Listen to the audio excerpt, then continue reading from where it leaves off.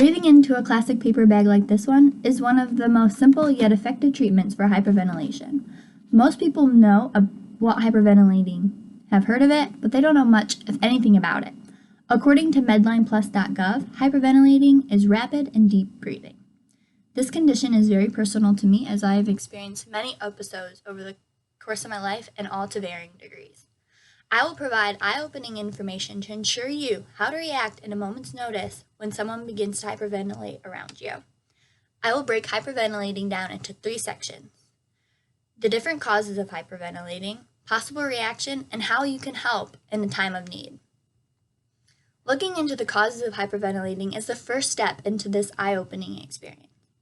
Many people think of hyperventilating as a panic attack, but there are so many other causes. For instance, although panic attack or stress can cause someone to hyperventilate, according to medical news today, other causes include infection, head injury, lung disease, complication because of diabetes, and even traveling to high altitudes. Now, although some of my episodes were caused by things such as stress and infection, I have also had a hyperventilating episode that took me to the hospital, and this was not caused because of any of those reasons, but due to a buildup of lactic acid. Lactic acidosis, as Healthline describes, is the buildup of acid in the body's pH levels, where our bodies are normally supposed to be alkaline, and this causes the body to become acidic. This ultimately leads to our muscles stiffening, our body becoming numb, and hyperventilating. Whenever I have hyperventilated, everyone assumes I am having a seizure, but that couldn't be further from the truth.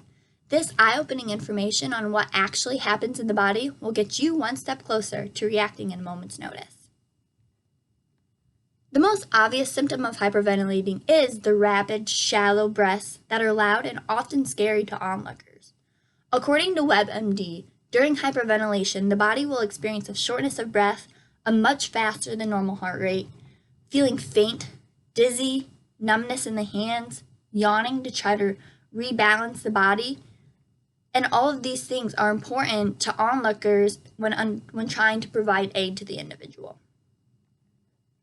Having this eye-opening information about what is going through the body during a hyperventilating episode is one of the first steps, along with knowing the causes, to helping return a body to the normal state.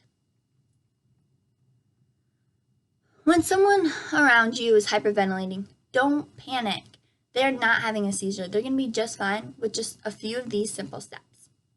According to Family Education, the simplest option is to use a paper bag, just like I before demonstrated. This works because you start breathing in carbon dioxide and less oxygen, which is counterintuitive, but during hyperventilation, that is what you need in order to rebalance the body and get rid of the excess oxygen. Other things someone can do is simply talk to the individual, calm them down, remind them to take deep breaths, tell them it's going to be okay. This is some of the most comforting advice that I had ever received during hyperventilating. Just knowing someone was there telling me to breathe, it really helps.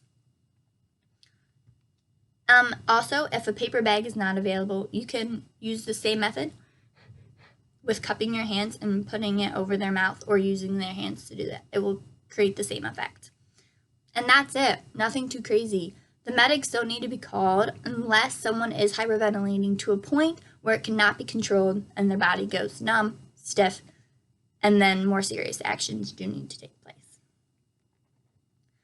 Now that we know that hyperventilating can be resolved in a few simple steps, there's no need to be intimidated or frightened.